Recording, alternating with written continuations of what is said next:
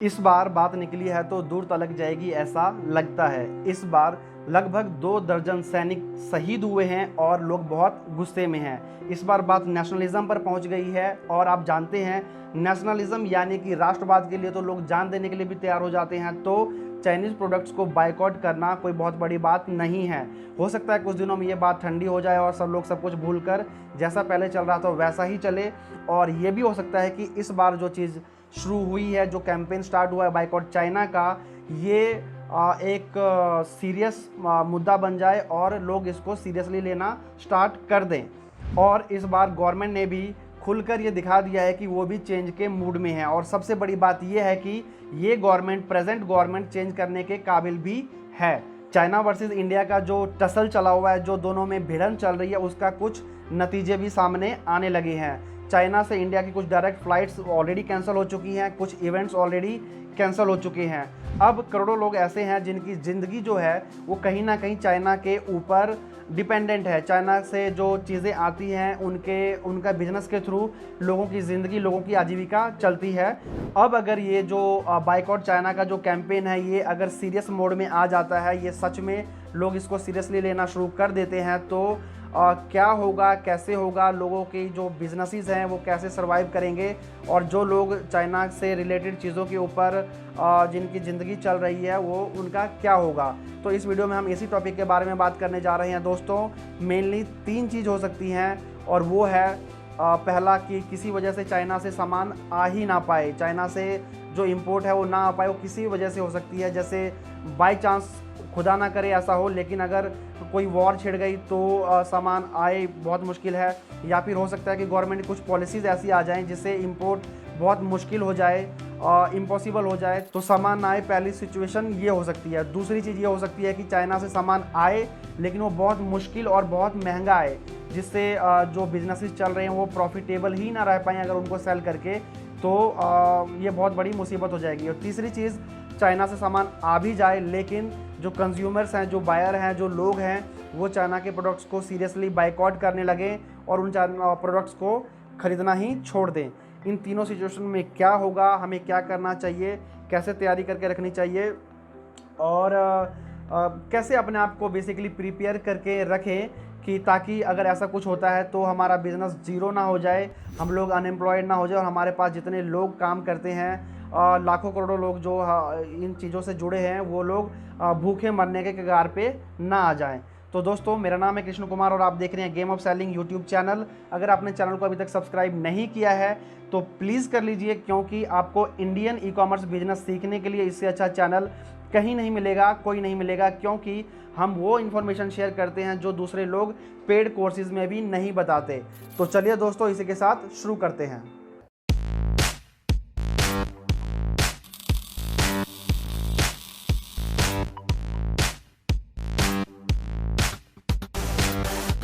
अब बात करते हैं पहले पॉइंट की, यानी कि अगर बाई चांस कुछ ऐसा हो जाए जिसकी वजह से चाइना से सामान आना बंद हो जाए, चाइना से सामान आ ही ना पाए, तो क्या होगा, हमें क्या करना चाहिए, मेनली क्या करना चाहिए, हम उसके बारे में बात करेंगे इस वीडियो में।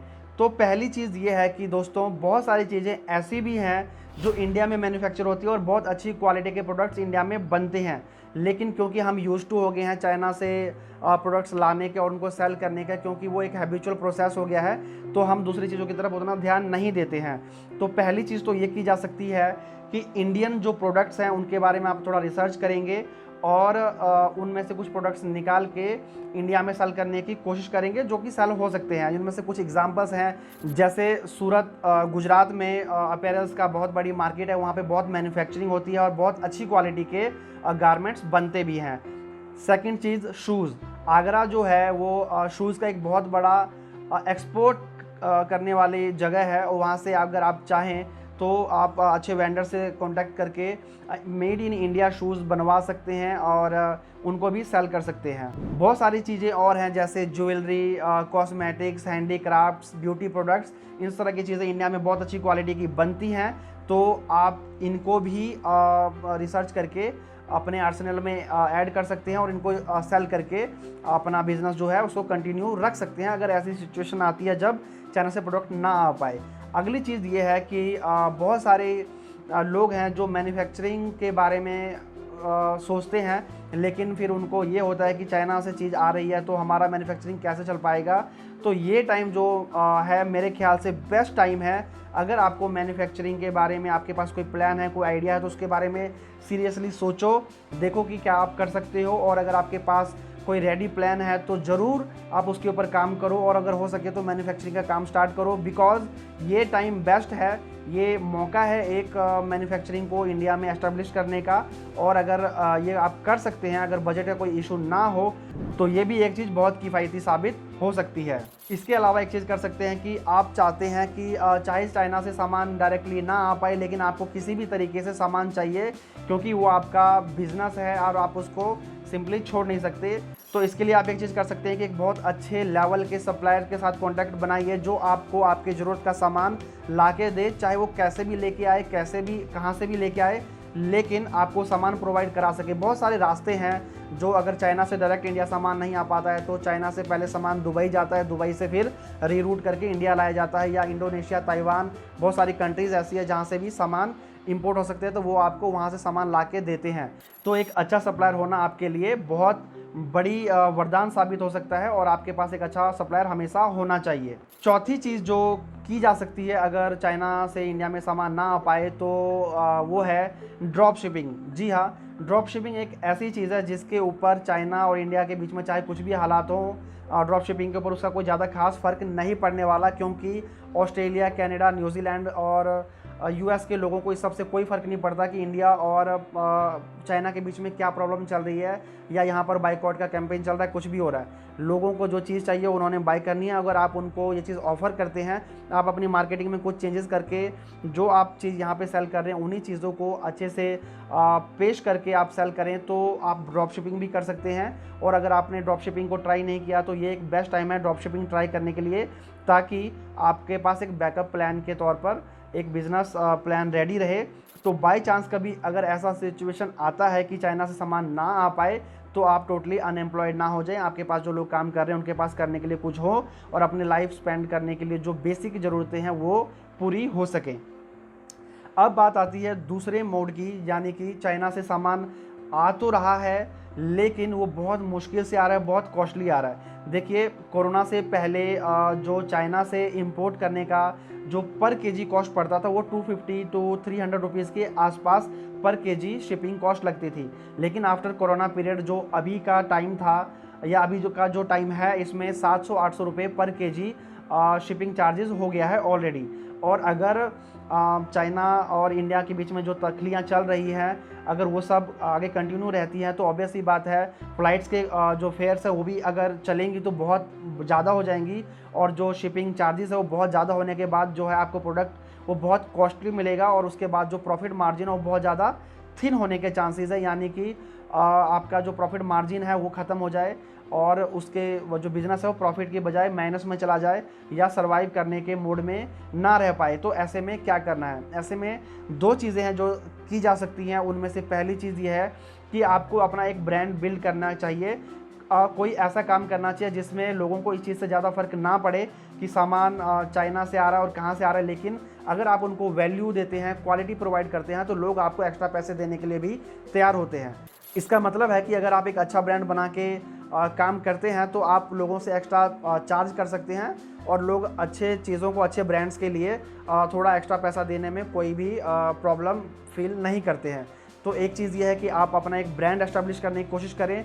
ई कॉमर्स का मतलब चाइनीज़ प्रोडक्ट्स कुछ जो सब लोग बेच रहे हैं वही लेके आना और बेचना, ऐसा नहीं होता है। ये आप स्टार्टिंग के लिए कर सकते हैं, लेकिन अल्टीमेट गोल आपका होना ही यही चाहिए। हमारा भी यही गोल है, आपका भी यही गोल होना चाहिए कि अपने ब्रांड्स बिल्ड कीजिए जिससे कस्टमर लॉयल बनाइए, ताकि कस्टमर को जब आपकी ब्रांड से रिलेटेड जो जिस निश में आपका ब्रांड है, अगर उससे रिलेटेड कोई चीज़ चाहिए और कस्टमर ने अगर आपसे कभी एक बार भी कोई चीज़ बाय कर ली हो, तो दोबारा अपनी किसी भी उस चीज़ के नीड के लिए वो डायरेक्ट आपके पास आए, किसी और के पास ना जाए। इसके लिए आपको एक अच्छा ब्रांड बिल्ड करना होगा। ब्रांड कैसे बिल्ड किया जाएगा, ब्रांड कैसे बिल्ड किया जा सकता है, उसके लिए मेरी नेक्स्ट वीडियो, आने वाली वीडियोस में आपको उसका कंटेंट मिल जाएगा। उसके लिए आपको वीडियो के नीचे डिस्क्रिप्शन में उसका लिंक भी मिल जाएगा। जैसी वीडियो आ जाती है आप ज़रूर डिस्क्रिप्शन को चेक कर लीजिए। हो सकता है जब आप ये वीडियो देख रहे हों तो ऑलरेडी वो वीडियो लॉन्च हो चुकी हो। तो एक ब्रांड है। दूसरी चीज़ ये है कि कोई ऑलरेडी एस्टेब्लिश्ड ब्रांड है, आप उनके प्रोडक्ट्स सेल कर सकते हैं अपने निश में। यानी कि जिस निश में आप काम कर रहे हैं उसी निश में कोई अच्छा ब्रांड है तो आप उनके प्रोडक्ट्स के लेके, जैसे एक फ्रेंचाइजी मॉडल होता है, आप उनसे, बहुत सारे ब्रांड्स ऐसे हैं जो फ्रेंचाइजी मॉडल ऑफर करते हैं। जैसे हमारा जो निश है उस निश के कई ऐसे ब्रांड्स हैं जो हमें मेल्स के थ्रू कॉन्टैक्ट करते हैं कि हाय, आप इंडिया में आपका अच्छा बेस है, हम लोग इंटरनेशनली ये प्रोडक्ट सेल करते हैं, तो हम चाहते हैं कि ये प्रोडक्ट आप सेल करो इंडिया में, हम आपको इसके लिए बेस्ट प्रोडक्ट्स बेस्ट रेट्स पर अवेलेबल करवाएंगे, आप इनको सेल करो इंडिया में और हमारा आपको पूरा सपोर्ट रहेगा, किसी भी तरह की कोई प्रॉब्लम आएगी तो हम आपके साथ हमेशा हैं। तो ये चीज़ की जा सकती है। इस सिचुएशन में आपका जो बिज़नेस है वो बिल्कुल ज़ीरो नहीं होगा, चाहे कुछ भी हो, इंडिया चाइना के बीच में कोई भी तकरार चले या कोई भी प्रॉब्लम आए, आपके पास कुछ ना कुछ रहेगा अच्छा बिज़नेस को सस्टेन करने के लिए और आपके अपने लोगों को बेसिक सैलरी देने के लिए। तीसरी चीज़ आती है कि चाइना से सामान आ भी जाए कोई प्रॉब्लम के बिना, लेकिन लोग जो हैं वो बाइकआउट चाइना कैंपेन को बहुत सीरियसली लेने लगे और पूछने लगे कि ये प्रोडक्ट चाइनीज़ है या इंडियन है, और अगर उनको पता चले कि ये प्रोडक्ट चाइनीज़ है तो उसको ना लें। ये मैं आपको अभी बता रहा हूँ कि ऑलरेडी ये चीज़ स्टार्ट हो चुकी है। कई ऐसे ऑर्डर्स हैं जो हमारी साइट पर आते हैं, जब हम उनको कन्फर्मेशन के लिए कॉल करते हैं तो उनका आगे से सवाल होता है कि आप मुझे ये बताओ कि ये प्रोडक्ट जो है चाइनीज़ है या इंडियन है। जैसे ही उनको बोला जाता है कि सर ये चाइना मेड प्रोडक्ट है, वो बोलते हैं कि सॉरी मुझे ये प्रोडक्ट नहीं चाहिए, आप कैंसिल कर दो।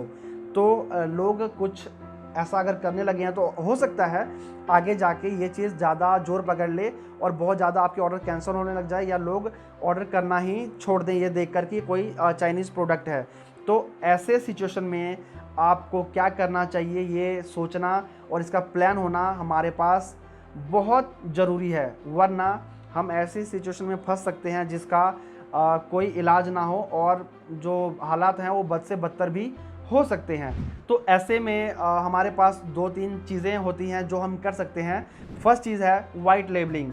वाइट लेबलिंग का मतलब होता है कि आप कोई प्रोडक्ट्स बनवाते हैं जिसके ऊपर कोई ब्रांडिंग कोई पैकेजिंग नहीं होती है और आप फिर उस प्रोडक्ट को अपनी ब्रांडिंग अपनी पैकेजिंग के साथ में सेल करते हैं, तो लोगों को पता ही नहीं चल पाएगा कि वो प्रोडक्ट चाइनीज़ है या इंडियन है। हो सकता है कुछ लोग बोलें कि ये अनएथिकल है, आपका अगर प्रोडक्ट चाइनीज़ है तो आपको लोगों को बताना चाहिए और लोगों को भ्रम में नहीं रखना चाहिए, या अगर आपने इंडियन पैकेजिंग कर दी तो लोगों को ये तो धोखाधड़ी हो गई। ऐसा नहीं है दोस्तों, दुनिया में जो सबसे इंपॉर्टेंट चीज़ है वो लोगों का सर्वाइवल होना। अगर आपका बिजनेस सर्वाइव नहीं कर पा रहा, अगर आपको पता है आपके पास जो 50-100 लोग काम कर रहे हैं उनका वो जॉबलेस हो सकते हैं, वो अनएम्प्लॉयड हो सकते हैं, तो उनकी जॉब बचाने के लिए और अपने ज़रूरतों को पूरा करने के लिए आप ये चीज़ कर सकते हैं। ठीक है, थोड़ा सा इसमें मतलब अनएथिकल है, लेकिन ज़िंदा रहने के लिए अगर करना पड़े तो मुझे नहीं लगता कि इसमें कोई भी गलत चीज़ है। तो वाइट लेबलिंग एक बहुत अच्छा ऑप्शन है, आप अपना इससे ब्रांड भी बिल्ड कर सकते हैं। बहुत सारे ब्रांड्स ऐसे हैं जिनके पास अपना कोई प्रोडक्ट नहीं होता, वो बस चाइना से प्रोडक्ट्स इंपोर्ट करते हैं, उनके ऊपर अपनी ब्रांडिंग करते हैं अच्छे से और उनको अपने ब्रांड्स के अंदर सेल करते हैं और बहुत अच्छा प्रॉफिट बनाते हैं। तो ये एक बहुत अच्छा ऑप्शन है जो आप भी कर सकते हैं, हम भी कर सकते हैं और हम ऑलरेडी ये चीज़ कर रहे हैं और आपको भी करना चाहिए। अगर आपका इसके बारे में कोई डाउट हो, कोई कुछ आप समझना चाहते हो कि कैसे होता है, क्या प्रोसेस है, तो आप कमेंट में ज़रूर पूछिए, मैं आपको कमेंट में बताऊंगा। और अगर मुझे लगता है कि टॉपिक ऐसा है जिसके बारे में एक एक्सप्लेनेशन वाली वीडियो बन सकती है तो मैं वीडियो बना के भी आपको उसके बारे में समझाने की कोशिश करूँगा। तो पहली चीज़ हो गई वाइट लेबलिंग, और दूसरी चीज़ है ऐसी चीज़ आप सेल करो जिसको लोग अवॉइड कर ही ना सके, बाइकआउट कर ही ना सके। उनमें आप ऐसी क्वालिटी प्रदान करो या ऐसे फीचर्स दो जो लोग चाह के भी नहीं छोड़ सकते। अब ये मैकबुक है, मैं इस पे काम करता हूँ, मैं चाहे कुछ भी हो जाए मैं विंडोज़ सिस्टम पे अब काम नहीं कर सकता। जो इसकी स्पीड है वो मैंने अच्छे से अच्छे लैपटॉप यूज़ करके देख लिया, कोई भी लैपटॉप मैंने जो पर्सनली यूज़ किया है मुझे नहीं लगता कि वो इसकी परफॉर्मेंस को मैच कर पाता है, या जो एप्पल के मैकबुक्स हैं उनकी परफॉर्मेंस को मैच कर पाता है। तो मुझे चाहे मैं चाइना को बाइकआउट करूं, कुछ भी करूं, लेकिन ये प्रोडक्ट अगर चाहे चाइना से बन के आ रहा है, कहीं से ही बन के आ रहा है, मैं इसको यूज़ करूंगा ही करूंगा। तो ये वैल्यू की बात हो जाती है, लोग आईफोन लेंगे ही लेंगे चाहे वो चाइना को कितना भी बाइकआउट करे, क्योंकि आईफोन का जो अल्टरनेट है वो कोई और दे ही नहीं सकता, दे ही नहीं पा रहा। तो जो आईफोन लवर्स है, जो आईफोन के कह लो कि ऐसे लोग हैं जो आईफोन के ट्रस्टेड बायर्स हैं, जो यूज़र्स हैं, वो आईफोन को छोड़ के कहीं और नहीं जाएंगे। इसी तरीके से अगर आप कुछ ऐसी चीज़ें बनाते हैं, कुछ ऐसी चीज़ें आप सेल करते हैं जिसमें ऐसी क्वालिटी है जो कोई दे ही ना पाए, तो फिर आप काफ़ी हद तक निश्चिंत हो सकते हैं कि आपके कस्टमर्स चाइनीज़ प्रोडक्ट बाइकआउट करने के बावजूद भी आपके प्रोडक्ट्स को अवॉइड नहीं कर पाएंगे। तो दोस्तों, मुद्दे की बात यह है कि चाहे कुछ भी हो जाए, हम बिज़नेस कर रहे हैं और बिज़नेस को कंटिन्यू रखना हमारा धर्म है। हमारे पास जो लोग काम कर रहे हैं उनको जॉब लेस नहीं होने देना, ये हमारी सबसे पहली प्रायोरिटी है और इसके लिए जो भी हमें करना पड़े हम करेंगे।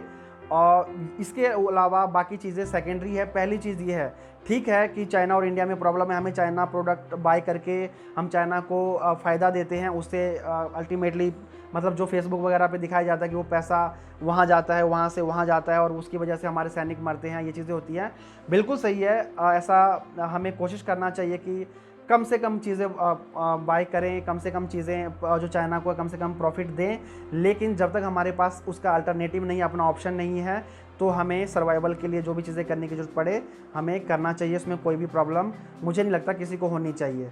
इसके अलावा ये चीज़ कही जाती है दोस्तों, हमने एक कहावत सुनी है, where there is a will there is a way. अगर आप एक बिज़नेस चला रहे हो और आपने ठान ही लिया है कि आपको बिज़नेस रन करना है, चाहे चाइना से प्रोडक्ट आए ना आए, अब बहुत सारी कंट्रीज़ ऐसी हैं जहाँ से आप वो प्रोडक्ट इंपोर्ट कर सकते हैं, वो प्रोडक्ट्स आप बनवा सकते हैं। आप मैन्युफैक्चरिंग यहाँ पर भी किसी से या कोई ऐसा पर्सन है जो कोई चीज़ मैन्युफैक्चर करता है, आप उनसे बात कर सकते हैं कि हमें ये प्रोडक्ट चाहिए, आप हमें ये मैन्युफैक्चर करके दो, हम आपको उसके लिए बेस्ट प्राइसिंग देंगे, हम आपकी चीज़ को बल्क सेल करेंगे, क्वांटिटी सेल करेंगे। तो बहुत सारी चीज़ें हो सकती हैं। मतलब चाहे मुश्किलात कितने भी हों, हमें बिज़नेस तो करना ही करना है, तो उसके लिए जो भी रास्ते निकल सकते हैं हमें वो चीज़ें करनी है। दोस्तों, अभी अब बहुत सारे लोगों को ऐसा लग सकता है कि बाई चांस ये सब चीज़ें ठीक है, लेकिन बाई चांस अगर चाइना सच में प्रोडक्ट आना बंद हो जाता है तो क्या होगा, हमारे बिज़नेस ख़त्म हो जाएंगे। तो दोस्तों, इसके लिए मैं आपको एक छोटी सी कहानी सुनाता हूँ। कुछ टाइम पहले हमने ऑफिस में एक एम्प्लॉय हायर किया था जो कि बहुत शार्प था, बहुत समझदार था, बहुत जल्दी सीखने वाला था। तो धीरे धीरे करके कि हमने अपनी जितनी भी रिस्पॉन्सिबिलिटीज़ थी हमने उनके ऊपर डाल दी, या धीरे धीरे करके कह लो कि सिस्टम ऐसा हो गया कि वही सब चीज़ें हैंडल करने लगे। हम लोग नई चीज़ों के बारे में, नए बिज़नेस के बारे में सोचने लगे और उसके बाद ऐसे सब कुछ चलता रहा। एक दिन सडनली हमारे पास रेजिग्नेशन लेटर आ गया कि मुझे जाना है। हमने उनसे बात की कि भाई क्या प्रॉब्लम है, आपको क्यों जाना है, कहाँ जाना है। तो उन्होंने सिंपली ये था कि हमारी फैमिली में, मतलब आपको पता है कि अगर किसी ने जाना है तो 36 बहाने हो सकते हैं और आप किसी को भी रोक नहीं सकते अगर किसी ने जाने का मन बना लिया है तो रीज़न थे कि हमारी फैमिली चाहती है कि हम एमएनसी में करें, जॉब करें, हम ऐसा करें वैसा करें। तो ठीक है, वो चले गए। हमें ऐसा लगा कि अब क्या होगा, हमारा बिज़नेस ख़त्म हो जाएगा, क्योंकि हमारा जो बिज़नेस था लगभग सब कुछ उनके ऊपर डिपेंडेंट हो गया था और कई चीज़ें तो ऐसी थी जिसके बारे में हमें मालूम भी नहीं था। तो हमें ऐसा लगने लगा कि यार ये तो सब कुछ ख़त्म। लेकिन आज की अगर मैं आपको बात बताऊं तो मैं ये सोचता हूं और मुझे ऐसा लगता है कि किसी का भी जाना जो है आपके बिज़नेस को बंद नहीं कर सकता या ठप नहीं करवा सकता, बल्कि मुझे ऐसा लगता है कि अगर वो पर्सन जब गए तो उसके बाद चीज़ें हमने अपने हाथ में ली और हमने सिस्टम्स डेवलप किए। आज हमारा काम टोटली स्ट्रीमलाइन है। आज हमारा काम का एक प्रोसेस है। कोई भी चीज़ किसी भी एक पर्सन के ऊपर डिपेंडेंट नहीं है। आज कोई भी पर्सन जो काम कर रहा है वो अपना एक छोटा रिस्पॉन्सिबिलिटी को संभाल रहा है और उस पर्सन की जो चीज़ है, अगर बाई चांस कुछ भी रीज़न की वजह से उनको जाना पड़ता है, वो काम कंटिन्यू नहीं कर पाते हैं, तो हमारे बिज़नेस में उसका कोई बहुत ज़्यादा इम्पैक्ट नहीं पड़ेगा। हमारा सिस्टम ऐसा है कि चीज़ें उसको बियर कर लेंगी। तो हमने सिस्टम डेवलप किए और आज की सिचुएशन ये है कि हमारी प्रॉफिटेबिलिटी पहले के मुकाबले काफ़ी अच्छी है। आज हमारा बिज़नेस बहुत अच्छे से सेटल है और जितनी भी चीज़ें हैं वो बहुत स्ट्रीमलाइन है। हम ऑफिस अगर जा पाते हैं तो बहुत अच्छी बात है, नहीं भी जा पाते हैं तो हमें इस चीज़ की बिल्कुल टेंशन नहीं होती कि काम कैसे होगा, क्या होगा, नहीं होगा, क्योंकि हर चीज़ों का एक फ्लो बना हुआ, एक सिस्टम बना हुआ और काम उसी के हिसाब से चलता रहता है। कोई एक पर्सन नहीं भी आता है तो कोई प्रॉब्लम नहीं है, अगर हम नहीं भी जाते हैं तो कोई भी प्रॉब्लम नहीं होती। तो इसी तरीके से जैसे हमें लग रहा था कि वो अगर चले गए तो बिज़नेस ख़त्म हो जाएगा, ऐसे ही अभी हो सकता है हमें ये लगे कि चाइना से अगर प्रोडक्ट्स ना आ पाए या किसी वजह से चाइना से सामान आना बिल्कुल बंद हो जाएगा तो हमारा बिज़नेस ख़त्म हो जाएगा। लेकिन दोस्तों ऐसा नहीं होता, हमेशा कुछ ना कुछ अल्टरनेटिव चीज़ें होती हैं, तरीके होते हैं। हमें सिर्फ अपनी नज़रें खुली रखने की ज़रूरत है, दिमाग हमेशा चलता रहने की ज़रूरत है और कोई भी चीज़ ऐसी नहीं है जो एक काम करने वाले इंसान को काम से हटा दे। तो इसी के साथ मैं आपको ये कहना चाहूँगा, मेरी आप सबको ये सलाह है कि बिना वजह से पैनिक ना हो। अगर कोई प्रॉब्लम की सिचुएशन है तो उसमें चिंता मत करो, चिंतन करो, सोचो, विचार करो देखो कि और क्या चीज़ की जा सकती है और लोग क्या कर रहे हैं अपने बिजनेसेस के, जो लाइक माइंडेड पीपल हैं, जो आपके साथ में आपको लगता है समझदार लोग हैं, आप उनसे डिस्कस करो क्या चीज़ की जा सकती है, कैसे की जा सकती है, और कुछ ना कुछ रास्ते ज़रूर निकल के आएंगे। हमेशा प्लान बी रखो एक, कि बाई चांस कुछ अगर ऐसा हो जाता है तो कुछ ऐसा हो कि हम सर्वाइव कर सके, हमारा जो बिज़नेस है बिल्कुल बंद ना हो जाए और ताला ना लग जाए, और इस सब के साथ में उतार चढ़ाव जो है वो चलते रहते हैं। अगर कुछ ऐसा होता भी है तो मुझे ऐसा लगता है कि ये इंडिया के लिए अच्छा रहेगा, क्योंकि necessity is the mother of invention. जब ज़रूरत पड़ेगी तो चीज़ बन ही जाएगी, तरीके निकल ही जाएंगे। तो इसी के साथ दोस्तों, मेरा नाम है कृष्ण कुमार और आप देख रहे थे game of selling YouTube channel. अगर आपने चैनल को सब्सक्राइब नहीं किया तो ज़रूर कर लीजिए। अगर आप इंडियन ई कॉमर्स सीखना चाहते हैं तो इससे अच्छा आपको चैनल नहीं मिल सकता, क्योंकि यहाँ पर हम आपको वो चीज़ें बिल्कुल फ्री बताते हैं जो लोग आपको पेड कोर्सेज़ में भी नहीं बताते। हम लोग 4 साल से ई कॉमर्स कर रहे हैं और जो चीज़ें भी हम कर रहे हैं हम वो सब कुछ टोटली फ्री शेयर करते हैं आपके साथ। आपका कोई डाउट है तो आप ज़रूर शेयर कीजिए। अगर आपको लगता है कि हमने कोई पॉइंट मिस कर दिया है तो भी आप हमें कमेंट के थ्रू ज़रूर बताएं, और बने रहिए हमारे साथ, देखते रहिए game of selling YouTube channel. मिलते हैं अगली वीडियो में। नमस्कार, सत श्री अकाल, आदाब।